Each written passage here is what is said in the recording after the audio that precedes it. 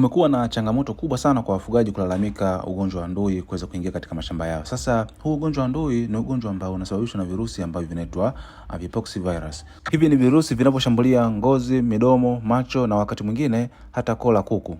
Kuna aina mbili za ndui ya kuku: ndui ya ngozi pamoja na ndui ya koo. Ndui ya ngozi huonekana kama vidonda au vipele kwenye ngozi isiyo na manyoya, mfano kichwani, mdomoni na hata miguuni. Lakini ndui ya koo hii huathiri ndani ya mdomo wa kuku, koo au njia ya hewa.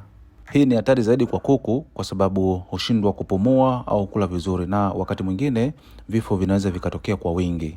Kuna sababu ambazo zinapelekea kuku kuweza kuumwa ndui, ambayo ikiwa mojawapo ni kung'atwa na mbu. Mbu ana uwezo wa kuchukua kimelea kutoka kwenye kuku ambaye anaumwa ndui na kumleta kwenye kuku ambaye haumwi ndui. Lakini kitu kingine pia ni kwamba kugusana moja kwa moja na kuku mwenye maambukizi ya virusi vya ndui kupitia vidonda au makovu yaliyosababishwa na virusi vya ndui. Lakini pia kuku asiyechanjwa chanjo ya ndui anaweza kupata ugonjwa wa ndui kwa haraka kwa sababu hakuchanjwa ile chanjo ya ndui.